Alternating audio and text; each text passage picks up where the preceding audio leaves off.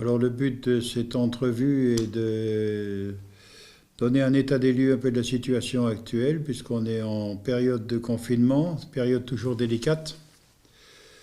On a plusieurs sujets à aborder. Donc le premier qui semble le plus urgent, qui n'est pas forcément le plus compliqué, c'est la distribution des masques. Alors la communauté de communes a commandé 16 000 masques pour qu'il y en ait un par habitant. Ces masques arriveront pour un quart seulement, malheureusement, jeudi, donc jeudi 7. Et on les distribuera donc déjà au village et on les distribuera à l'Anguillon à partir de lundi. Donc vous aurez à réserver un créneau horaire par téléphone directement à l'accueil de la mairie. Et si possible, le lundi, à respecter le créneau horaire que vous nous avez demandé, de façon à ce qu'on n'ait pas tout le monde en même temps à 8 heures du matin, heure à laquelle ça va commencer. Donc la première étape de distribution des masques, vu qu'on n'a pas tout, on va réserver donc pour les plus de 65 ans la première journée, puisque les masques ne suffiront pas pour contenter tout le monde. Donc je pense que ça se passera correctement dans la mesure où vous respecterez tous l'horaire que vous avez demandé. Voilà, merci d'avance. Donc ça se passera sur la place de la mairie, à partir de 8 heures lundi matin. Le deuxième point que je voulais aborder, c'est les écoles. Alors pourquoi nous avons décidé de fermer les écoles? Parce que tout simplement, on nous impose des mesures, la situation nous impose, disons que c'est Corona, c'est pas spécialement l'État, mais la situation sanitaire peut être, le risque peut être diminué si on n'ouvre pas les écoles. Je ne vois mal les enfants ramener le virus à la maison sans qu'il y ait des conséquences derrière. Donc le mieux, c'est d'éviter. À cet âge-là, ce n'est pas dramatique de manquer un mois d'école. Il ne reste plus qu'un mois, malheureusement, sur les 2 mois.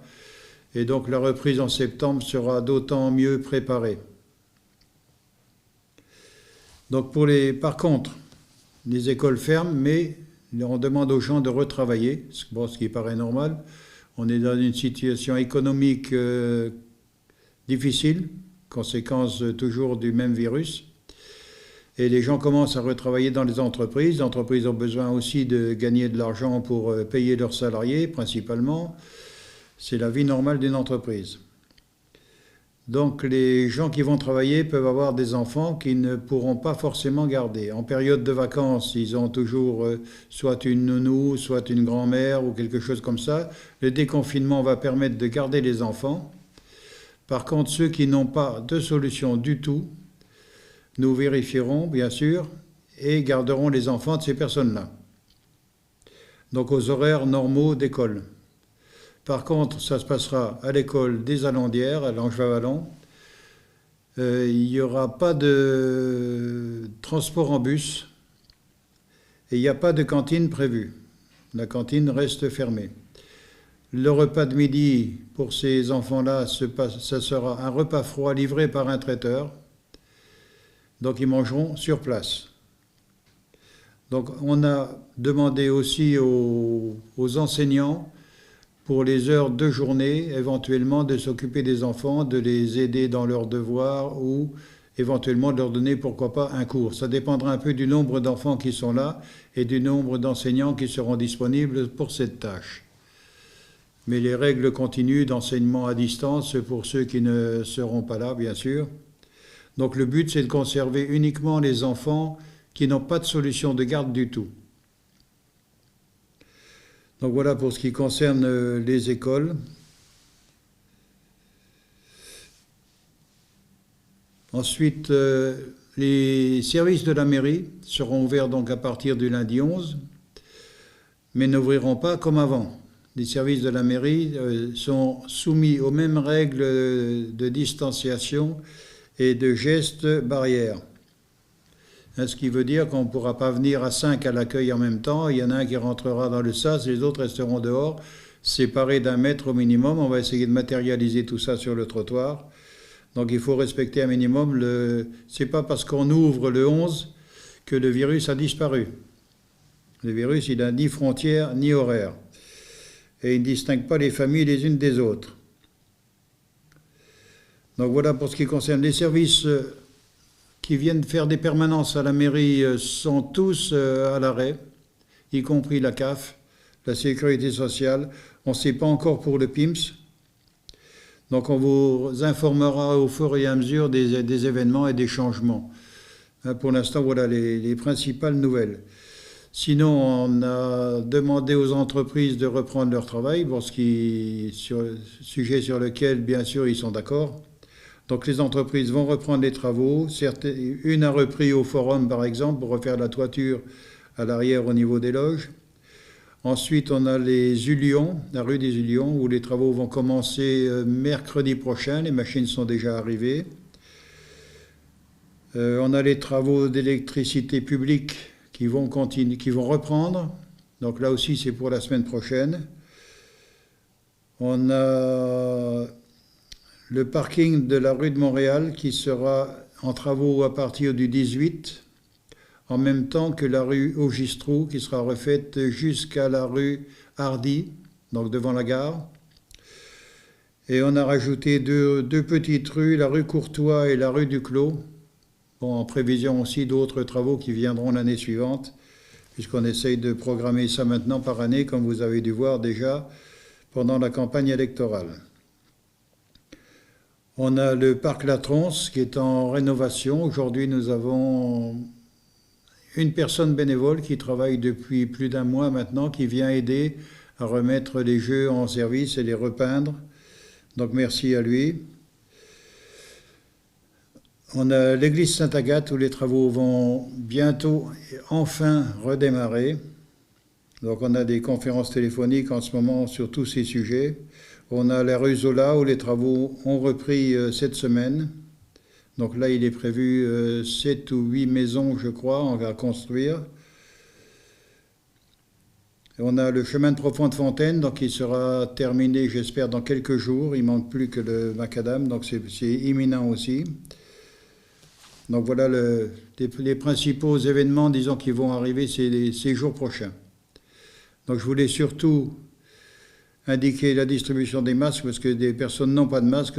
On en a déjà distribué un certain nombre, mais à la demande de certaines familles. On a plusieurs bénévoles qui travaillent actuellement à façonner des masques, qu'on va joindre bien sûr à ceux qu'on espère avoir jeudi. Et je voudrais quand même remercier tous ces bénévoles. Je sais que les machines à coudre se sont bien vendues à la dernière promotion, je crois que c'est chez Aldi ou chez Lidl. Donc il va y avoir encore d'autres bénévoles qui vont se mettre à l'œuvre. Et ces gens-là ont fabriqué des masques, aujourd'hui on va dire, pour plusieurs milliers. Ce qui n'est quand même pas neutre. On a des gens aujourd'hui bénévoles qui travaillent du matin au soir, et ça depuis maintenant 6 semaines. Donc merci à eux. Voilà ce que je voulais dire. Alors, c'est pas parce qu'on ouvre la mairie maintenant que le confinement est terminé. Il est terminé sur le papier, on a une date de déconfinement, mais surtout, si vous n'êtes pas obligé de sortir de chez vous, restez chez vous. Je crois que c'est le meilleur conseil que je puisse donner à tout le monde. On sort quand on a besoin de sortir.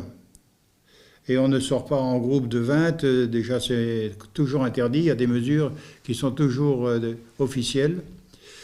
On ne passe pas aujourd'hui d'une zone verte à une zone rouge sans explication. Un avantage, à partir de lundi, on n'aura plus à faire de papier de déplacement, de dérogation. Mais surtout, faites attention, le virus est toujours là, il nous attend derrière une porte ou derrière une personne. Donc attention à tout et participons tous à l'évolution de notre société. Je crois que le principal, c'est ça, faites attention, on n'a pas fini, la crise continue. Bon, on espère maintenant, en ce qui concerne le conseil municipal, être en position avec le nouveau conseil fin du mois de mai ou début du mois de juin. Donc cette partie-là va s'arranger. Par contre, au niveau communauté de communes, ça s'arrangera définitivement que quand la partie des villages non terminés au niveau des élections sera en position également. Donc on va être en position intermédiaire à la communauté de communes pendant sans doute quelques mois. Alors au niveau des commerces, bon, on a vu que les commerces vont ouvrir, à part les bars, les restaurants, où je pense que ça se passera un peu plus tard parce que ça attire une plus grande foule, une plus grande concentration que des commerces comme l'habillement ou d'autres commerces où les gens sont mieux répartis dans la journée. Le but, c'est de ne pas avoir de grosses concentrations. C'est pour ça que les salles de sport et les terrains de loisirs et tout ça sont toujours fermés. La forêt va être réouverte à partir du 11 aussi, ce qui veut dire que les affoagistes vont pouvoir enfin faire leur serre de bois. Alors, pas les parcs comme Profond-de-Fontaine, c'est toujours interdit. Bon, il y aura des évolutions, à mon avis, ça va évoluer vite maintenant, mais ça dépendra aussi de nos comportements. Si on se comporte bien, que les nombres de lits dans les urgences diminuent, hein, les nombres de lits libres, par contre, augmentent, c'est ce qui veut dire la même chose. Je pense que tout ça, les résultats nous imposeront la suite.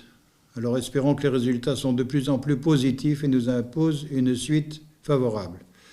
On a des gens pendant la période de confinement qui ont poursuivi leurs activités, par exemple le service technique à la mairie, les gens de l'administration aussi en partie, certains travaillent à la maison. Donc bon, ce qui est normal c'est de faire son travail, mais encore fallait-il le faire dans des conditions quand même dégradées.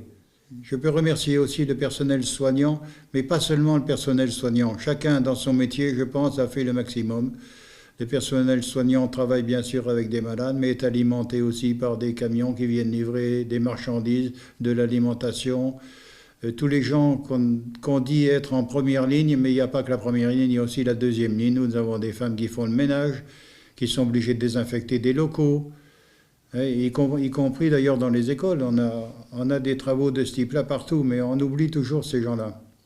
Et je pense que chacun, à son niveau, a fait son travail correctement et qu'on sera remercié par une amélioration de la situation sanitaire. Donc le plus important, surtout, continuez à rester chez vous si vous le pouvez et à sortir. Faites pas vos commissions 3 fois dans la journée, faites-les 1 fois dans la semaine, c'est déjà bien. Pour les magasins, c'est à peu près la même chose. Tout le monde souhaite que ça aille mieux rapidement.